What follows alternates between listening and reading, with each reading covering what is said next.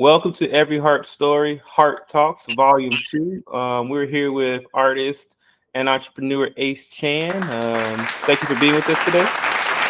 Hey, my brother, you already know how far we go back. Thank you for having me.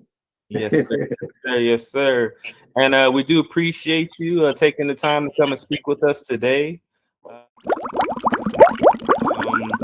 In your own words, how do you describe your journey? I started out, man, just like a lot of young Black adolescents, in a troubled environment, not really many tools or sources that was being taken advantage of. Because I'm not going to say they wasn't there, but, we all kind of start off as like followers, but on the path of my journey and this saga, it made a 360 from how I used to live and the things that I used to do and how I evolved into a more mature sensei, teaching others from my experiences and what I learned, like because I'm still a student within this journey, but the things that I've learned, I've tried to help the next anybody. You can be whoever, it doesn't matter what race you are, but I think up until today, that journey has been amazing. My background in music is my parents. They used to do music separately. First, my mom's singer, dad can play the keys. They mess around with the guitar and whatnot, and they do vocals. So when they were younger, when they got together, obviously they knew they were talented. They had a band. A lot of people don't know this about Ace, but my parents had a band before they had me. They played instruments. They used to make me play instruments when I was a kid, but they had a band, and fast forward from that, they got a little bigger. They opened up for the Isley Brothers and stuff. They had a nice little career. If we had to pick one word to describe your story, what would that one word be? Love. Yeah. A lot of people mistake up when we throw up the L's, it can mean whatever you want it to mean. I use it for love, you know what I'm saying? I ain't trying to be nobody else, but that's what I always represented. Anybody who knows me and knows my brand, people like yourself, you know that I represent peace, zen, love. I'm trying to spread that. So first of all, I was born in Broward County, Florida, Fort Lauderdale, Florida. Broward County. Lauderdale, man, Arizona. But growing up in South Florida, I've dabbled into staying in Miami as well. I had a very interesting childhood. I learned to survive in environments that aren't the safest for children. We didn't let wherever we stayed dictate our characters. And if you don't know how to know thyself, then you gonna fail. You probably won't succeed too far. It was a point in time in my life where me and my siblings were actually separated because my parents got separated and then we ended up in foster homes. So shout outs to my foster families out there, but I stayed in I believe like not three, but it was like two Jamaican foster homes, and it was just an experience I don't think kids should ever experience. Sometimes good, sometimes bad. As I started off as a young rebel that has evolved into a sensei. So for anybody who knows me, they know me for saying I've always been a young rebel and whatnot. And I wasn't always proud of that because I still do see myself in those lenses. However, I've made an upgrade. I came up like a Super Saiyan. Like, at what point did you realize that you wanted more for yourself? You wanted to make it out of the situation, and you needed to do what you needed to do so you could get out of Lauderdale. What made me? Oh, that was a good question right there. That was an amazing question, actually. Wow, because you're actually taking me back. But what made me feel like I had to rise above and get out? My mindset wouldn't let me or allow me to stay in that space. I felt stagnant. I couldn't be creative how I wanted to. I couldn't build, learn how the way I wanted, because I knew the people I was around, I loved them deeply with everything, but I also knew that a lot of them weren't good for my lifestyle. So it made me want to just get out and continue to build that way, explore the world. That's how you come about knowing thyself. So me getting out of there and leaving, I was finally able to breathe. That's how it felt, because you never realize how much you're holding yourself down until you actually fly, until you get out and fly. I had to, nobody forced me to leave. I forced myself. Man, and when I first went to Tallahassee, first of all, I'm gonna just be honest because I'm a man at the end of the day, but I'm very transparent. I cried because I knew that I was going to a place where it was far away from home for me at the time. And I didn't feel like I had anybody, despite knowing that there was a peer, one of my closest peers who I grew up with since like middle school. He helped me with that transition because he too was going to go for school and pursue his life. But I wasn't dependent on that, just because I know it still was a big world in that city. Beautiful city. I always heard about it. I never been, and I was somewhat excited. But when I got there and landed, it's almost like I felt a relief. Like I actually completed a part of the mission, even though I know that was the beginning of the saga. And I just thought about my family.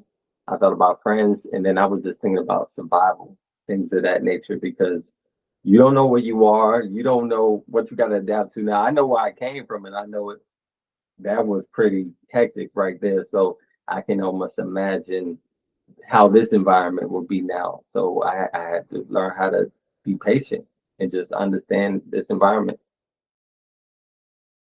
It's like, just tell me more about your time in Tallahassee. Man, I became a man in Tallahassee, Florida. I became a teenager, you know, a young boy and adult while I was in South Florida. But in Tallahassee, I became a man. One of the best experiences ever. To piggyback off of when I first landed, I never told everybody this. A lot of people know this. You got to really know me, right? I started at FAMU. I did not succeed. I did not do well. We all know what FAMU brings. FAMU is a real culture school. I would consider that literally number one HBCU in the world. My cousin was one of the star football players. He ended up playing for the Patriots, the Browns. So shout out to him. You know, Brian Timms, man. Shout out to Brian. So that's Cuzzo right there. I had my bro Leon, young Lee, that's my god brother. He was one of the RAs for like the dorm room. So I could I was already hanging with upperclassmen when I came in freshman year, and it was just crazy. I just knew a lot of people. Then I tried to be somebody who I wasn't today. Mr. Popular, everybody knew me. I went to college to skip classes. That don't make sense. I don't advise anybody to do that because I was wasting money and my time. I got back on track in Broward. I went to Miami. I went to school. I did my thing for, should I say, roughly about a year. And then I was going back to Tallahassee. And I was like, okay, I'm going back to FAMU. But FAMU was like, ah. And then I ended up going to TCC, Tallahassee Community College, which I believe is now Tally the State, state, Tallahassee State. Tallahassee Yeah. State. So shout out to them, man. So after TCC at the time, I transferred to Florida State, and I just finished out, you know, my undergrad over there. Ended up doing my sociology thing, which I learned so much in. I highly advise people to look into it. And that's how we came here today. Okay. Basically.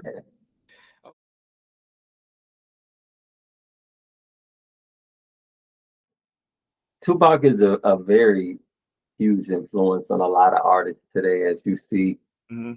and you can tell through their artistry. But I just say it's maybe a difference for everybody, and I can only speak for myself. So when it comes to me, I can resonate with him. I can easily say that through music and whatnot. That's easy to say because we all love the music. But when you actually feel like you kind of, live some of that life, and as far as like the real Tupac, Lassane, Right. before he was Shakur or whatnot, he had a life of just being a regular child, and I feel like I can relate to him around that time because his environment was so chaotic, and he survived that, like that rose that grew from the concrete. That move for me was another move where I transported, and then I had a meltdown moment. It wasn't like no boo hoo Tyrese crying, none of that, right? It was a real life moment situation where I shed tears of saying, okay, I'm shedding skin again. I'm continuing this journey. The saga continues. Mm-hmm. That's out, by the way. Apple Music, Spotify, Tidal, Amazon, wherever you want to find it. YouTube, it's out there. TikTok, Instagram. But anyway, yeah, I felt like this was another big change that was about to happen. I have to learn how to survive this environment now. I have to learn how to relearn myself again, unlearn what I've learned before so I can learn more. That's a bar. But it was just a change because I already had plotted on being here before. I just wasn't too sure. The person who I say really kind of helped push me to get there, shout outs to Chef again, Clyde, C Money, Trap Jack, y'all too. These guys are in my ear like, man, this gonna be your next step to push yourself more as far as like musically, because I always been musically inclined. That never stopped. That was been my whole life. I've been doing this forever, but that was gonna be the next step to more closer to entertainment. When I got to the A, I was eyes all red. I was seeing red as far as like on go. Like I'm killing stuff as far as like successfully. I came in, the acting, boom. I think, wait, hold on. My second day, I bumped into 2 Chains. I can't make this up. Second day, 2 Chains. We was at Blue. Can I tell? Go ahead, say it. We were at Blue Flame. Um, Mind you, I already met him twice in Atlanta, but this was my first time ever seeing him, and it was like on some I'm leaving, he's coming in. But it was just a quick like, I appreciate you. You're a Virgo man too. Okay, boom. Thank you for what you're doing. We out. My brother, who is a producer, at this time he was working with 808 Mafia, Waka Flocka, and them. So I know he would send me beats from time to time. I didn't get beats from him before in Southside, if I'm not mistaken, because I know they were always working together and whatnot. One day I'm in the office, one day I'm on the stage. Mm-hmm. That was my life because that's how much I love being in the community, spreading that love because I will never stop working with kids. That's my purpose on this planet. While just being in Atlanta, I was just soaking up like the energy. You can feel it while you're there. You can feel the Black creativity, the success that's all around you. You can see it in the streets. You can see it in the sightings. But when I first got into Atlanta, I had nothing, no job. Hey, I didn't even have a house. Right. That's how serious it was. Like I said, shout out to my brother Chef for helping me because he helped me with this journey because he was kind of already prepared when we got there. And Chef just said, "Hey man, you can stay on my couch." Bro, it was like that. That's how real life was before, I wasn't even mentally prepared, but I was there working with Tyler, shout out to Tyler Perry, uh, Dro, Rick Ross, you name it, Lakeith Stanfield, Childish Gambino, and Atlanta FX. I've gotten so many opportunities. It was out of this world. Acting is going amazing. I've did short plays, um, stage plays, of course, background work, which you get a lot of when you're not really too known in the industry of acting, but it's still golden because you can take advantage of that. I think my first gig that I was offered was Napoli Ever After with Sanaa Lathan that's on Netflix, Hulu, and wherever else it's on. But I actually got to be around her and I spoke with her for some time for about a good 10 minutes. She shout outs to her. She talked to me like a homegirl from the hood, but she is just full of energy. What does Every Heart Has a Story mean to you? Man, every heart has a story. It means everybody in this world has gone through something, no matter what color, how tall, how big, small, handicap, male, female, everybody has gone through something. So just have the patience to hear somebody out, just hear this story. Have saga continue. One love. From the beginning, we grew naive but blessed. Life's no game, despite having to play chess. Violent crimes, north, south, east, west. Gang banging, came about, niggas got stretched. Conscious in the beginning, but later got finesse. It's a lot to unpack, but got a lot to address. For real.